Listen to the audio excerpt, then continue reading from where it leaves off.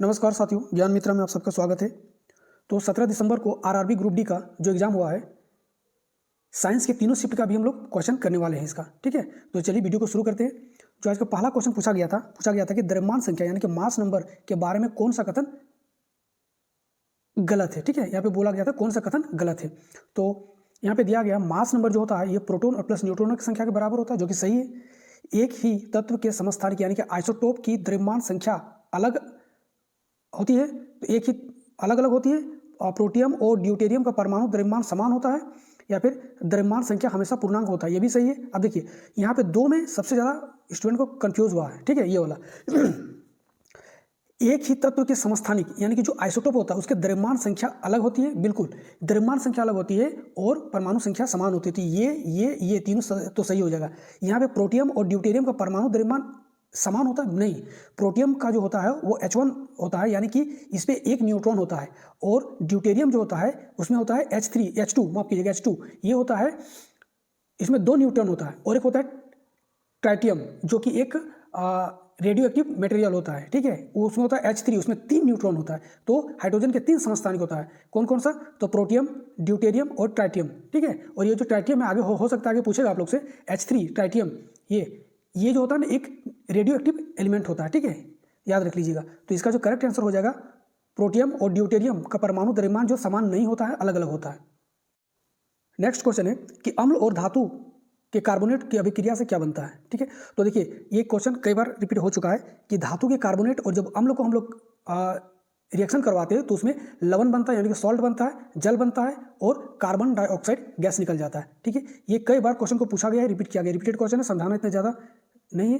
ठीक है, HIV ads किससे नहीं फैलता है, ये पूछा गया था। असुरक्षित यौन संबंध से फैलता है, संक्रमित सुई अगर लगाएंगे तो भी होगा, संक्रमित रक्त अगर चढ़ाते हैं किसी को तो भी हो जाएगा, रोगी के गले मिलने से नहीं फैलता है, ये इसका करेक्ट आंसर हो जाएगा। चलिए नेक्स्ट क्वेश्चन है प्रकाश के वर्ण विक्षेपण यानी कि डिस्पर्शन ऑफ लाइट की खोज किसने की थी। तो आप लोग को पता होगा कि आइजैक न्यूटन ने इसकी खोज की थी, डिस्पर्शन ऑफ लाइट का। ठीक है, नेक्स्ट क्वेश्चन है दे दिया था वर्क डन को दे दिया था 600 जूल और टाइम दे रखा था 3 मिनट। मिनट को सबसे पहले सेकंड में चेंज करेंगे, तो पावर निकालने बोला था। तो आपको पता है कि पावर बराबर वर्क डन यानी कि कार्य करने की दर को ही तो शक्ति कहते हैं, यही चीज़ था। अब हमको पता है वर्क डन मेरे को कितना दे रखा है 600 न्यूटन, तो यहाँ पे 600 न्यूटन रखो, 600 जूल माफ कीजिएगा, तो 600 जूल रख दो यहाँ पे। और ये 3 छक 18 180 मिनट 180 सेकंड हो जाएगा ये। ठीक है, अब इसको काटा पीटी कर दो, तो अब यहाँ से काट दो 6 या 18 और यहाँ जाएगा 10/3 यानी कि 3.33 आ जाएगा, इसका इतना वाट हो जाएगा आंसर। रदरफोर्ड के स्वर्ण पत्र प्रयोग में कौन सा कण नाभिक से टकराया था। तो कौन सा कण नाभिक से टकराया था, इसमें क्वेश्चन पूछा गया तो 2 बार टकराया था, इस तरह समथिंग कुछ करके था। तो 2 बार टकराए 10 बार टकराए, उससे क्या लेना देना। रदरफोर्ड जो है ना नाभिक के जो प्रयोग था उसमें मात्र सिर्फ और सिर्फ अल्फा कण का ही यूज किया था। ठीक है, तो अल्फा पार्टिकल का इसमें बम्बार्ड करवाया था। ठीक है, नेक्स्ट देखिए स्पष्ट प्रतिध्वनि सुनने के लिए न्यूनतम समय अंतराल कितनी होनी चाहिए, कितना बार पूछ चुका है। न्यूनतम समय अंतराल 0.1 सेकेंड और जो दूरी होना चाहिए वो कितना होना चाहिए 17 मीटर होना चाहिए। ये दोनों याद रख लो, एकदम इसी से क्वेश्चन आ रहा है। ठीक है, नेक्स्ट क्वेश्चन पूछा गया था कि 1 किलोवाट बराबर कितना होता है। तो 1 किलोवाट बराबर 3.6 × 10⁻⁶ जूल होता है, एकदम इसको रट जाओ। ठीक है, चलिए पेट्रोलियम क्या है। तो पेट्रोलियम क्या है, तो एक रिन्यूएबल एनर्जी नहीं, रिन्यूएबल तो होगा ही नहीं। देखिए रिन्यूएबल क्या होता है कि जिसको हम लोग फिर से बना सकते हैं या फिर से उसको बार बार यूज़ कर सकते हैं, जैसे कि पवन एनर्जी, ये रिन्यूएबल है। जैसे कि हवा भी खत्म नहीं होगा, जब तक पृथ्वी है तब तक हवा खत्म नहीं हो सकता, वो चलते रहेगा। धूप, सूर्य, जब तक सूर्य है तब तक हम लोग इसको लेते रहेंगे। लेकिन कोयला एक बार निकाल लेंगे खत्म हो जाएगा, तो उसको बनने के लिए अरबों साल, करोड़ों अरबों साल लग जाएगा। इसी तरह से पेट्रोलियम जैव ईंधन है, ठीक है, उसको फिर बनने के लिए करोड़ों साल लग जाएंगे। तो ये हो जाएगा एक नॉन रिन्यूएबल एनर्जी हो जाएगा, इसका करेक्ट आंसर बी नंबर का हो जाएगा। चलिए नेक्स्ट क्वेश्चन है शरीर में सुरक्षात्मक ऊतक कौन सा है। देखिए शरीर की जो सुरक्षा करता है यानी कि जो ये ऊपरी लेयर में रहता है हमारे शरीर का, जैसे कि स्किन हो गया, स्किन का जो ऊपरी लेयर होता है ना उसमें रहता है, और इसको बोला जाता है इपिथेलियल टिश्यू। ठीक है, ये सुरक्षा करता है हम लोग शरीर का। ठीक है, नेक्स्ट देखिए वेलोसिटी टाइम ग्राफ के बीच का क्षेत्रफल क्या दर्शाता है। तो देखिए वेलोसिटी टाइम ग्राफ के बीच का जो क्षेत्रफल है वो उसको डिस्प्लेसमेंट को दर्शाता है। रिपीटेड क्वेश्चन है, आगे बढ़ते हैं। इलेक्ट्रोलाइटिक रिफाइनिंग में कैथोड किसका बना होता है। तो देखिए इलेक्ट्रोलाइटिक रिफाइनिंग में कैथोड जो होता है वो शुद्ध पतली धातु का बना होता है। ठीक है, ये शुद्ध धातु का पतली शीट होता है जिससे बना होता है।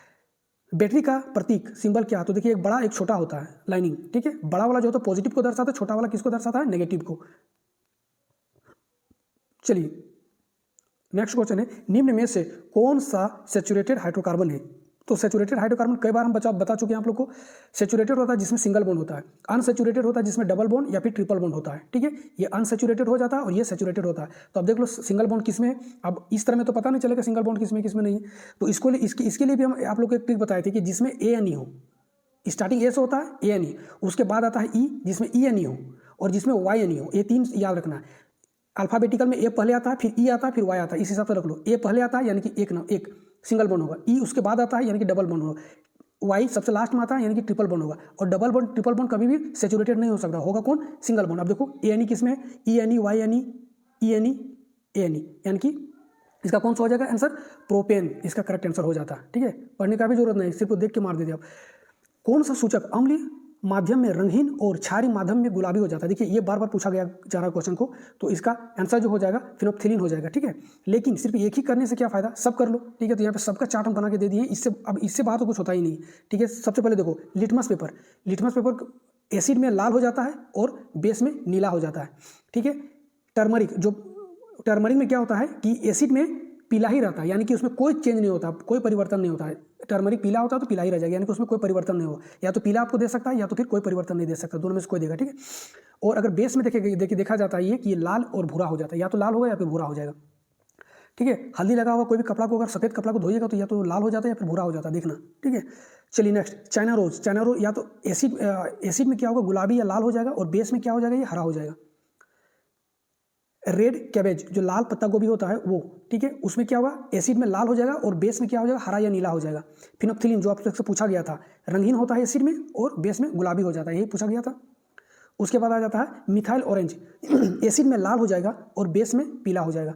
फिर आ जाता है मिथाइल रेड, एसिड में लाल रहेगा और बेस में पीला हो जाता है। फिर एक आता है यूनिवर्सल इंडिकेटर, ये एसिड में लाल होता है और जो बेस होता है उसमें नीला या बैंगनी होता है, ठीक है।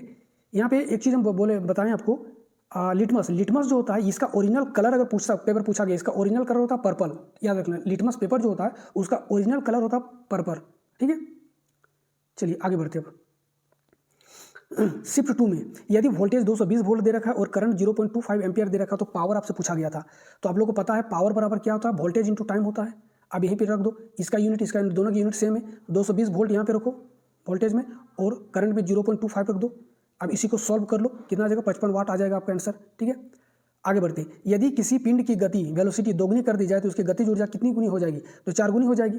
तो काइनेटिक एनर्जी बराबर क्या होता है, काइनेटिक एनर्जी बराबर होता है 12 mv² होता है, 12 m और v का स्क्वायर होता है। अब v की जगह पे बोला कि वेलोसिटी को ही दोगुना कर दिया जाए, है ना, क्योंकि वेलोसिटी को दोगुना कर दिया जाए तो यानी कि 2v हो जाएगा और इसका स्क्वायर होल का यानी कि 2 दूनी 4 हो जाएगा। यहाँ पे 4 हो जाएगा। ये अगर 4 होगा तो ये डायरेक्टली प्रोपोर्शनल है काइनेटिक एनर्जी का, तो काइनेटिक एनर्जी भी 4 हो जाएगा।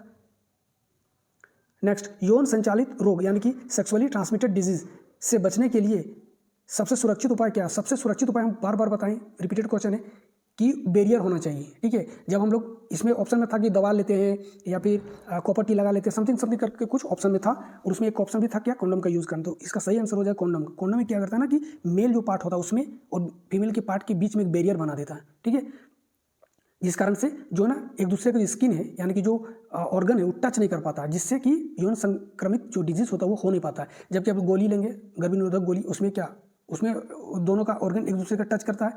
आप कॉपर टी लगाएंगे तो भी टच करेगा। किसी भी तरह से आप कोई भी और उपाय ले लो, सब में टच करता है, लेकिन एक ही उपाय है कॉन्डम का यूज़ करना, जो कि एक बैरियर की तरह काम करता है, ठीक है। नेक्स्ट, संरचना और कार्य में समान कोशिकाओं के समूह को क्या कहा जाता है, उत्तक कहा जाता है। आप टिश्यू पढ़ेंगे तो सबसे पहले टिश्यू को पढ़ाया जाता है, ठीक है। कैल्शियम ऑक्साइड में कैल्शियम और ऑक्सीजन के द्रव्यमान का अनुपात पूछा गया था। देखिए द्रव्यमान का अनुपात पूछा गया है, तो कैल्शियम का द्रव्यमान कितना होता है, 20 × 40 होता है, और ऑक्सीजन का 16 हो जाता है। तो देखिए इसका हो गया 40, इसका हो गया 16, दोनों को अब इसका रेशियो में रख दो, ठीक है। अब काटो, 8 × 2 = 16, 8 × 5 = 40, 5:2, 5:2 आ जाएगा इसका आंसर।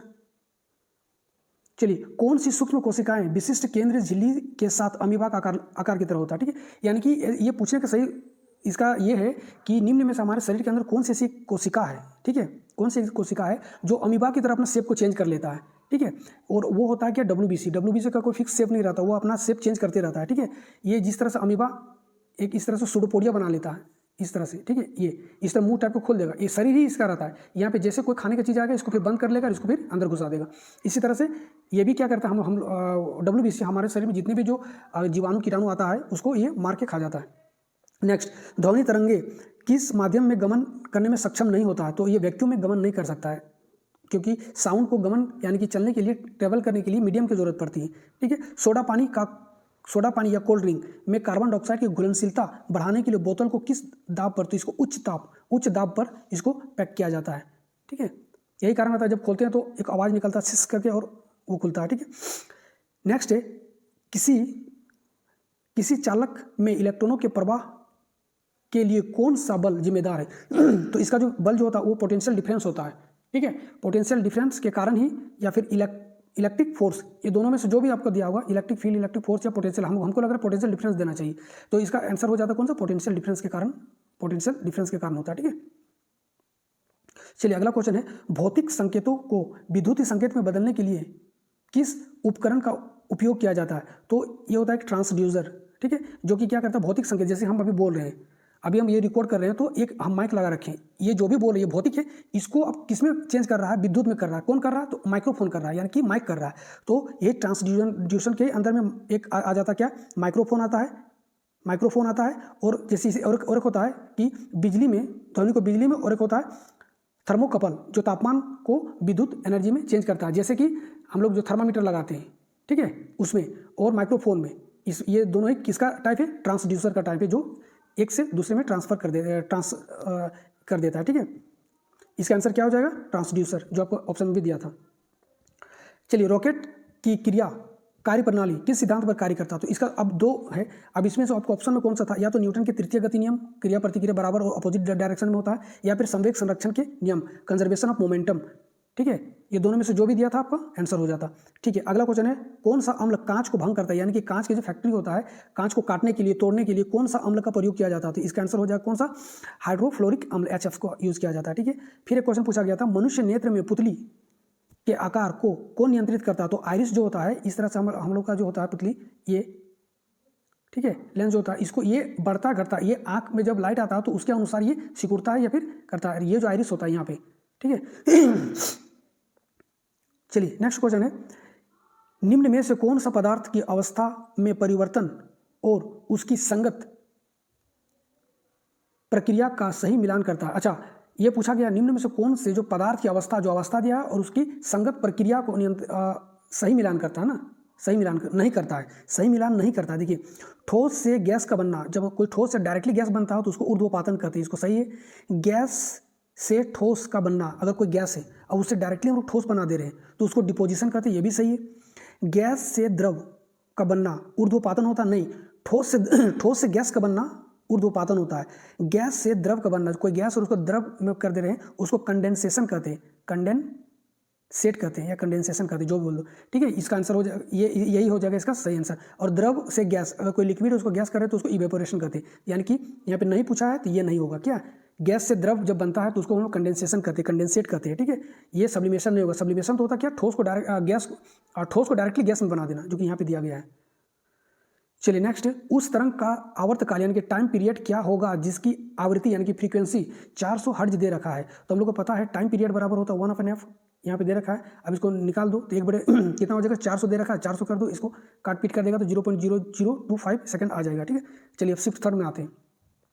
पीतल कौन सा धातु होता है? देखो, पीतल जो होता है ना, मिश्र धातु होता है। ठीक है, और ये कॉपर और जिंक के मिश्रण से बनता है, और ये जो इसका परसेंटेज दे रखा है डिपेंड करता है कि वो कितना प्योरिटी बना रहा है उसमें। ठीक है, तो 60 से 70% होता है कॉपर और 30 से 40% होता है जिंक।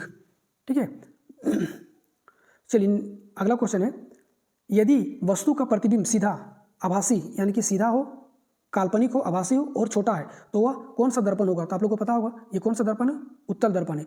अवतल दर्पण में क्या होता है, डिपेंड करता है कि वस्तु कहाँ पे रखा गया है। अगर वस्तु अवतल दर्पण में अगर वस्तु फोकस और पोल के बीच में रखा हो तो इधर बनेगा, यानी कि वस्तु से बड़ा बनता है, सीधा बनता है और काल्पनिक बनता है। बाकी जितना भी होगा इधर, वस्तु कहीं भी रखा हो, खाली एक कंडीशन आता है, सेंटर ऑफ कर्वेचर पे रखेगा तो वस्तु के आकार का ही बराबर बनता है और उल्टा बनेगा और वास्तविक बनेगा। इधर सब वास्तविक बनता है, उल्टा बनता है। ठीक है, और ये वाला सिर्फ काल्पनिक हो जाएगा, डिपेंड करता है कि कहाँ पे रखा गया है वस्तु को। ठीक है, अगला क्वेश्चन क्या है, वाशिंग सोडा का रासायनिक नाम क्या है? तो वाशिंग सोडा जो होता है उसका रासायनिक नाम क्या है, आप लोग को पता होगा, sodium carbonate decahydrate, Na2CO3 10H2O। ठीक है, नेक्स्ट है, एक गोलीय दर्पण जिसकी परावर्तक सतह बाहर की ओर हो उसे क्या कहा जाता है? एक गोलीय दर्पण है, दर्पण का बोला और उसका परावर्तक सतह बाहर की ओर हो, यानी कि रिफ्लेक्टिव जो करेगा लाइट को वो बाहर की ओर ऐसे, इसको क्या बोलते थे? इसको उत्तल दर्पण कहा जाता है। ये इस तरह से रिफ्लेक्ट कर देता है सबको, डाइवर्स कर देगा, इसलिए इसको डाइवर्जिंग दर्पण भी कहा जाता है। चलिए नेक्स्ट, यदि सिल्वर क्लोराइड AgCl को धूप में रखा जाता है तो क्या होता है? ऑप्शन तो मिला नहीं। यह सूर्य के प्रकाश के कारण अपघटित या डिकम्पोज हो जाता है और सफ़ेद से भूरा या काला पड़ जाता है। ठीक है, इसका जो उपयोग होता है ना, ये देख लो, ब्लैक एंड व्हाइट फोटोग्राफी में किया जाता है। ठीक है, बाकी आप लोग एक बार पढ़ लेना बढ़िया से। हाइड्रा में प्रजनन कैसे होता है? तो हाइड्रा में प्रजनन कैसे होता है, इसमें आप लोग को शायद ऑप्शन में था शरीर के बाहर, शरीर के अंदर, इस तरह। तो इसका आंसर अगर उस तरह से दिया होगा तो प्रजनन जो होता है इसका इस शरीर से बाहर में होता है। ठीक है, यह एक अलैंगिक और ये मुकुलन के द्वारा, बडिंग के द्वारा प्रजनन करता है। क्या होता है कि मान लो एक हाइड्रा है, इस तरह से एक हाइड्रा है। ठीक है, इस तरह से अब यहाँ पे मुकुलन होने लगा, यहाँ पे इस जगह पे अब ये मुकुलन हुआ। अब ये यहीं से अभी क्या करेगा, धीरे धीरे एक नया अपना ऑर्गन बना देगा और ये पूरी तरह से 100% एक नया हाइड्रा बन जाएगा और ये टूट के गिर के अलग हो जाएगा। हाइड्रा में एक ऐसा रिजेनरेटिव पावर होता है कि शरीर को टुकड़ा टुकड़ा भी कर देगा तो हर हिस्सा से एक एक हाइड्रा नया बन जाएगा। ठीक है, चलिए देखिए, गाड़ी में पीछे देखने के लिए साइड मिरर के रूप में कौन सा दर्पण का यूज़ किया जाता था? आप लोगों को पता है कि उत्तल दर्पण का यूज़ किया जाता है। क्यों किया जाता है? क्योंकि डाइवर्जिंग होता है, यानी कि ये लाइट को ना डाइवर्स करके बड़ा हिस्सा को दिखाता है। इस तरह से होता है, ये लाइट आया, ये इधर चला गया, यानी कि ये जो ना बहुत एक बड़ा एरिया को दिखेगा। ठीक है, छोटा दिखता है, जिसका कारण से इतना बड़ा एरिया में भी छोटा दिखाई देगा। तो आराम से हम लोग जो पीछे आ रहा जो भी व्हीकल्स होगा हम लोग इसको आराम से देख सकते हैं। ठीक है, चलिए अगला क्वेश्चन है, यदि आवृत्ति फ्रीक्वेंसी को दोगुना कर दिया जाता है और तरंगदैर्घ्य वेवलेंथ पर क्या असर पड़ेगा? ये क्वेश्चन थोड़ा सा देखिए प्रीवियस में भी आया था, यानी कि ये जो है ना इससे पहले भी पूछा गया, रिपीटेड है, लेकिन ये थोड़ा सा चेंज किया हुआ है। क्या किया गया है कि फ्रीक्वेंसी को अगर दोगुना कर दिया, जो हम लोग जानते हैं V बराबर होता है F लैम्डा। ठीक है, F लैम्डा। ठीक है, अब बोला फ्रीक्वेंसी को दोगुना, अगर इसको हम दोगुना कर दे रहे हैं, जरा समझना इसको, अगर हम फ्रीक्वेंसी को दोगुना कर दे रहे हैं और अगर हम इसको कांस्टेंट रखता है, एक कंडीशन होगा, इसको अगर कांस्टेंट रख रहे हैं, यहाँ पे V को कांस्टेंट रखा जाता है तो ये कितना हो जाएगा? तो ठीक है, तरंगदैर्घ्य पे क्या असर पड़ेगा? ठीक है, जब इस तरह पूछा जाता है तो इसको, जिसको पूछा जाता है उसको छोड़ के बाकी को कांस्टेंट मान लेते हैं हम लोग। तो इसको क्या, इस पर क्या असर पड़ेगा? इसको अगर कांस्टेंट रख रहे हैं, इसको दोगुना कर रहे हैं तो इसको हमको आधा करना पड़ेगा, तब ये दो कट जाएगा तो फिर सेम चीज़ आ जाएगा। तो इसको आधा करना पड़ेगा, यानी कि इसको तरंगदैर्घ्य को आधा कर देना होगा। यही वाला क्वेश्चन इसमें पूछा गया था। चलिए अगला क्वेश्चन है, दिया गया द्रव्यमान दिया गया है कि मास दे रखा 7 kg दे रखा है और वेग देखा 8 मीटर पर सेकंड। तो संवेग मोमेंटम को पूछा, तो मोमेंटम बराबर आप लोग को पता होगा, मोमेंटम बराबर मास इंटू वेलोसिटी होता है, यही होता है मोमेंटम का। तो मास दे रखा 7 और 8 8 7 56, इसका आंसर हो जाता है कितना? 56 हो जाता है इसका आंसर। अब ऑप्शन में जो भी दिया था देख लेना, 56 दिया होगा। ठीक है, सोडियम कार्बोनेट का सूत्र क्या होता है? तो सोडियम कार्बोनेट का सूत्र होता है Na2CO3। ठीक है, यही था आज का क्वेश्चन जो मिला हमको। ठीक है, तो वीडियो कैसा लगा आप लोग जरूर बताइएगा, और वीडियो अगर अच्छा लग रहा हो तो प्लीज़ चैनल को लाइक सब्सक्राइब कर दीजिएगा। वीडियो देखने के लिए थैंक यू, तब तक के लिए जय हिंद, जय भारत।